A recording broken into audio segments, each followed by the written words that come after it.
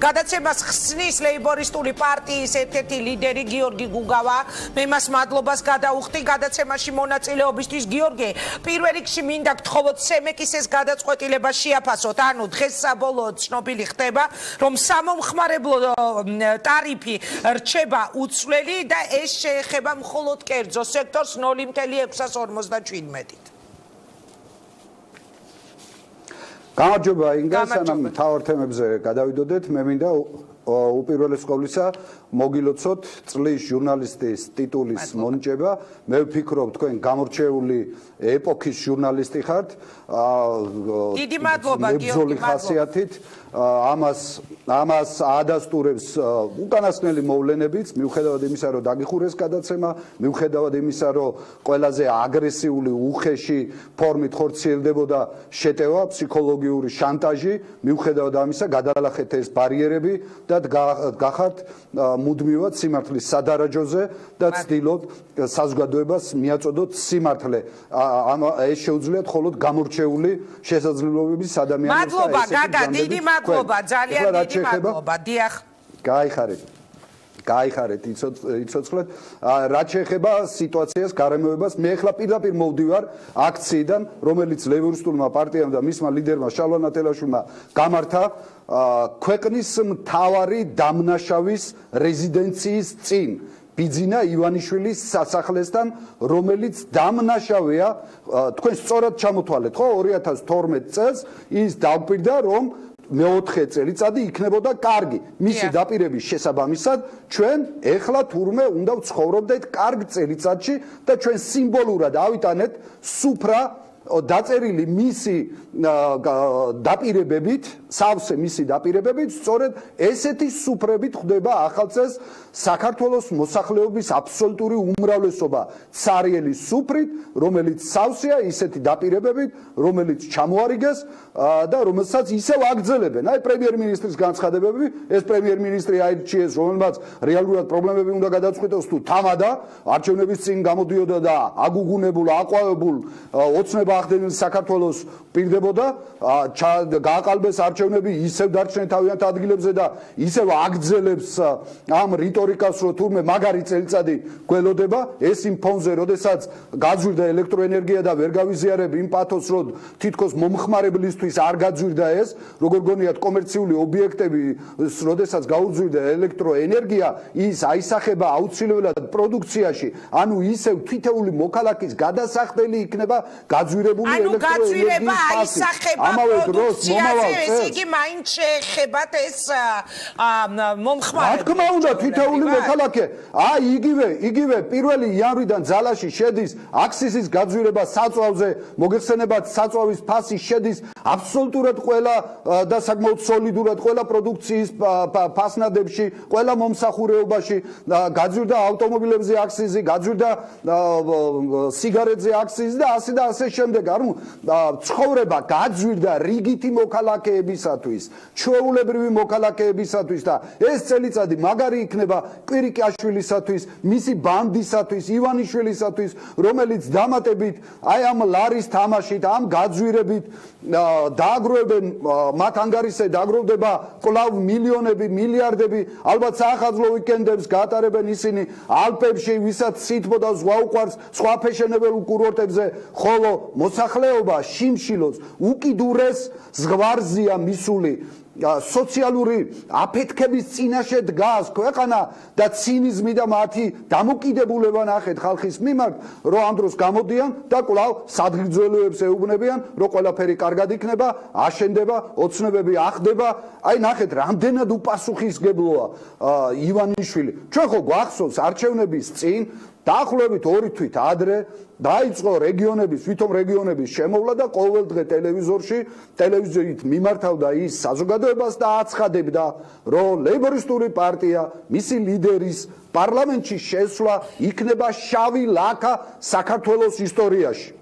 აი ვინ არის ეხლა შავი ლაქა? სამარცხვინო კრიმინალი, რომელმაც კვლავ გადააგდო საკუთარი მოსახლეობა და ნაცვლად იმისა ის მდგომარეობა მაინც შეენარჩუნებია, რაც იყო ქვეყანაში. პირიქით ფეთქებად საშიში სიტუაცია შექმნეს აი ესეთი ესეთი მტაცებლური გადაწყვეტილებები მე მესმის თქვენი კრიტიკა ივანიშვილის მიმართ ლეიბორისტების განსაკუთრებით მწვავე კრიტიკა მაგრამ დღეს ჩვენ აღარ ვსაუბრობთ ბიძინა ივანიშვილზე დღეს ჩვენ ვსაუბრობთ ახალ რეალობაზე ახალ პრემიერზე რომელმაც ბიძინა ივანიშვილის იმედის მომცემი განცხადებაზე კიდევ უფრო მეტად იმედის მომცემი გააკეთა ანუ მან კი არ თქვა რომ კარგი იქნება არამედ თქვა რომ იქნება ძალიან კარგი თქვენ როგორ ფიქრობთ გიორგი კვირიკაშვილს არ ესმის რომ მას პოლიტიკური პასუხისმგებლობა დაეკისრება იმ შემთხვევაში თუ ეს ძალიან კარგი წელი არ იქნება 2017 წელი ანუ მას მოუწევს ფასის გადახდა ტყუილა ასე ჰაერზე გააკეთებდა დანაპირებს ეგებ მას ჯერა ეგებ ის დარწმუნებულია და ეგებ მართლაც ის გეგმა რომელიც პრემიერ-მინისტრმა შესთავაზა საზოგადოებას ერთი თვის წინ აღმოჩნდეს რომ მართლა შველაა ამ ქვეყნის ეკონომიკისთვის ინგა გამოცდილი ჟურნალისტები ბრძანდებით და მოდი ჩვენ თუ არ განსაზღვრეთ სწორად ბოროტების სათავე ჩვენ თუ არ განსაზღვრეთ ვინ არის მთავარი ძალაუფლების წყარო ვინ განსაზღვრავს ქვეყანაში პოლიტიკას და გადავტეხეთ მეისრებზე ჯოხი ისეთ მარიონეტებზე უსახო პიროვნებებზე რომელიც არის კვირიკაშვილი რომლის ძალაუფლება შეიძლება მის სამდივნოს არ ცდებოდეს და ფორმალურად არის ის ამ თანამდებობაზე და მისი პოლიტიკური წონა ალბათ ნულთან ახლოს არის აქედან გამომდინარე მაშინ ჩვენ სწორად ვერ წავიყვანთ პოლიტიკურ პროცესს და საზოგადოება შევიყვანთ შეცდომაში მთავარი ვინც დღეს ქვეყანაში პოლიტიკას განსაზღვრავს მთავარი ვინც ეს მარიონეტების ჯგუფი ქვეყანას მოახვია ვინც საქართველოს საკუთარ შეპესედ აქცია ვინც საფუძველი დაუდო ქვეყნის ძარცვას იმ გადაწყვეტილებებს რომელიც პირველი იანვრიდან შედის ძალაში რომელიც დღესაც მოქმედებს და დაკავშირებულია იგივე ლარის დევალვაციასთან იგივე მასობრივ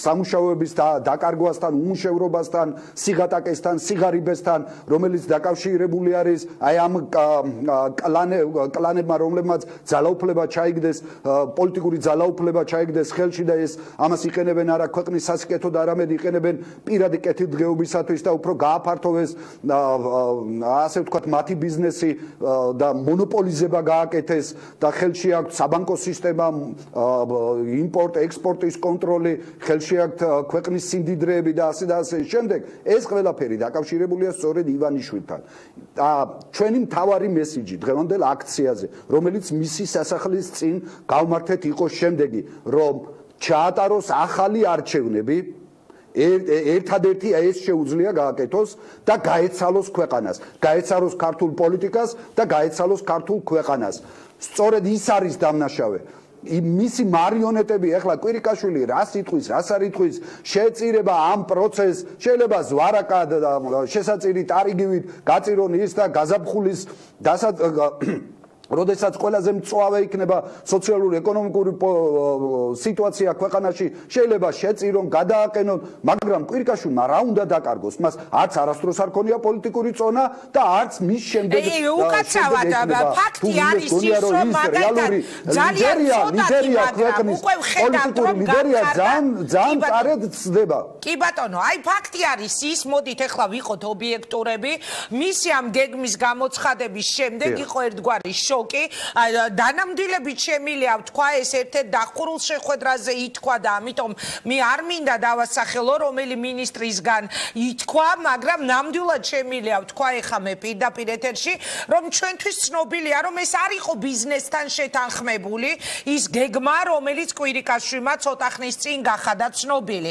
ანუ იყო სულ რამოდენიმე ბიზნესმენთან გავლილი მაგრამ ეს არ იყო ერთიანად ბიზნესთან შეთანხმებული და კერძო სექტორს მხოლოდ კვირიკაშვილისგან ამ განცხადებების შემდეგ მოუწია უკვე განხილვა რამდენად მისაღები იყო ან არ იყო მისაღები პრემიერ-მინისტრის მიერ წარმოდგენილი ეკონომიკური განვითარების გეგმა მაგრამ გვიყოთ თქო ობიექტურები ეს არ არის ინგა მოდი სახელი დავარქვათ არა სხვა რამ უნდა ვთქვა გიორგი ეს ეკონომიკური ეს გეგმა დაასრულეთ კი ბატონო და გეტყვით ვისი თქმა მინდა. ეს გეგმა არ ითვალისწინებს ეკონომიკურ განვითარებას. დავარქვათ ყველაფერს საკუთარი სახელი. ამ გეგმის მიზანს წარმოადგენს ხალხისაგან დამატებით ამოიღონ მილიონები, რათა შეავსონ საბიუჯეტო დეფიციტი. ამავე დროს შეამცირონ, გათვლაც იცით რაზეა, რომ გაძვირების შედეგად მოსახლეობა გახდება ნაკლებად ასე ვთქვათ, მსყიდველი უნარიანი, ნაკლებს იყიდის, შემცირდება ექსპორტი და აქედან გამომდინარე იმპორტი, უпроსტად ქვეყანაში პროდუქციის შემოტანა გარკვეულწილად დაბალანსდება ექსპორტთან მიმართებაში ის განსხვავება, რაც არის კატასტროფული იმპორტ-ექსპორტ შორის და ამითი გარკვეულ დონემდე შეინარჩუნებენ ლარის კურსს. ეს პირიქით მავნებლურია ეკონომიკის განვითარების მიმართ, რადგანაც თანხა ასე ვთქვათ, ამოღებული იქნება ეკონომიკიდან, ფინანსი იქნება ამოღებული ეკონომიკიდან და თუ იმას გავითვალისწინებთ, რომ ფინანსები არის სისხლი ეკონომიკისა, ეს იმას ნიშნავს, რომ ჩვენი ეკონომიკა უფრო შემცირდება სამუშაო ადგილები, შემცირდება ასე ვთქვათ, სოციალური დაცულობა საზოგადოებისა. თუ წინა წელს, აი გასულ თვეს ეკონომიკური ზრდა ქვეყნისა იყო 1.3, რაც კატასტროფის ტოლია, უკუსვლა, მართლმსაჯულება ქვეყნისა და თუ ეს ტემპები გაგრძელდება, უარესი და უარესი მდგომარეობა შეიქმნება. ესაა დაახლოებით დაავადებულ ორგანიზმს რო გაუკეთონ ნარკოტიკის ინექცია, რომელიც შეიძლება დროებით ეს გააბრუოს, მაგრამ ბუნებრივია ის სიმსივნური პროცესები ორგანიზმში გაგრძელდება და ამიტომ ეს სიმსივნე ამოსაკვეთი და დღეს ქვეყნის სიმსივნე პოლიტიკური, სოციალური, ეკონომიკური არის ივანიშვილი და თუ ეს არ ამოუკვეთეთ ქართული სახელმწიფო სხეულიდან ეს გაგრძელდება და შეიძლება საფრთხე დაემუქროს უკვე არა მხოლოდ 100,000-ობით გაღატაკებულ, გაუბედურებულ ჩვენს თანამოქალაქეს, საფრთხე დაემუქროს ჩვენს სუვერენიტეტს, ჩვენს სახელმწიფო ინსტიტუტები ჩამოგოშლება. სახელმწიფო აღარ შეგვჭება. ერთ კითხვას კიდევ და შემდეგ სტუმართან გადავალ. კი ბატონო, თუ შეიძლება მე წეგან დავიწყე და ვერ დავასრულებ. ბატონო გიორგი, ანუ ეგებდეთ კი მართლა არის გამოსავალი ის გეგმა, რომელიც შემოგთავაზა კვირიკაშვილმა, იმიტომ რომ თავიდან ერთგვარი შოკი იყო ეს შეიძლება ბიზნესისთვის და ბევრმა ექსპერტმა თქვა, რომ შემდეგ ლარის ვარდნა გამოიწვია გარკვეულწილად თუ პირდაპირ კვირიკაშვილის ამ გეგმამ, გაცხადებებმა. მაგრამ დღეს ჩვენ ვხედავთ, რომ ლარი ცოტათი, მაგრამ მაინც უკვე გამყარდა. ბოლო რამდენიმე დღეა. ეგებ ასე აპოკალიფტურადაც არ არის საქმე და ეგებ მართლაც მოახერხოს კვირიკაშვილმა სამთავრობო გუნდმა. თქვენ როგორ ფიქრობთ ეკონომიკური ძვრები ქვეყანაში?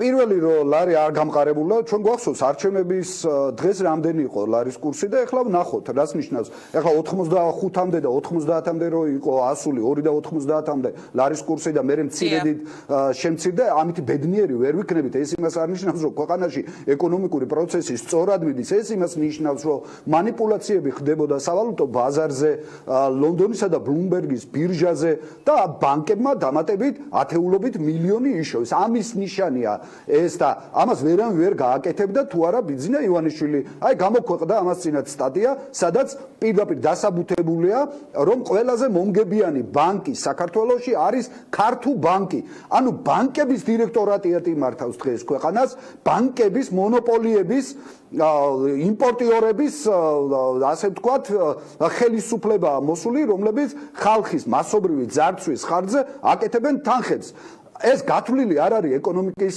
განვითარებისათვის. კიდევ ერთხელ ვამბობ, ტარიფის მომატება, აი როგორ განავითარებს ეკონომიკას. ვინმე ახსნას კომპეტენტური გამოვიდეს და ახსნას როგორ შეიძლება განავითაროს აქციის გაძვირებამ, რომელიც პროდუქციას გააძვირებს, ავტომატურად, როდესაც საწვავზე ძვირდება, ელექტროენერგიაზე ძვირდება ფასები, ეს შედის საუნხმარებლო ფასებში, ეს შედის ყოველგვარ მომსახურებაში და ძიმე ტვირთად დააწვება თითოეულ მოქალაქეს. ეს ეკონომიკას როგორ განავითარებს განვითარებს, მინიმუმ შეამცირებს ხო ეკონომიკურ ბრუნვას, სამოქალაქო სასაქონლო ბრუნვას შეამცირებს, თანხების ბრუნვას შეამცირებს და ეკონომიკა თანდათან ჩამოინგრევა და ბუნებრივია უკვე სახელმწიფო ვერ შეძლებს მინიმალური სოციალური ვალდებულებების შესრულებას, რომელიც მას ხელფასებს ვერ დაარიგებენ და ეს რო იციან წინასწარ, იმიტომ დაიწყეს გაყრა იმ მოქალაქეებისა, ვისაც პატრონი არ ყავს, მცირე და საშუალო ბიუროკრატიაზე მაქვს საუბარი.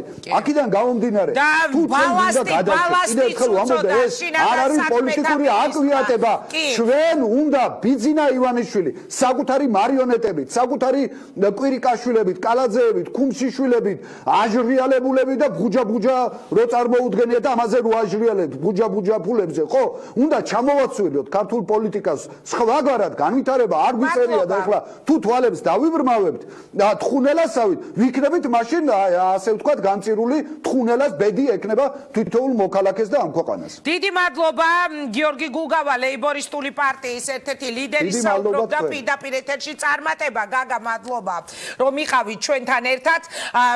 ის საუბრობდა ეხლა მაგალითად იგივე შემცირებებზე, კვირიკაშვილის გეგმაზე, ის აკეთებს ძალიან მძიმე პროგნოზს და ფიქრობს ლეიბორისტული პარტია რომ სოციალური აფეთქება არის ქვეყანაში გარდაუვალი.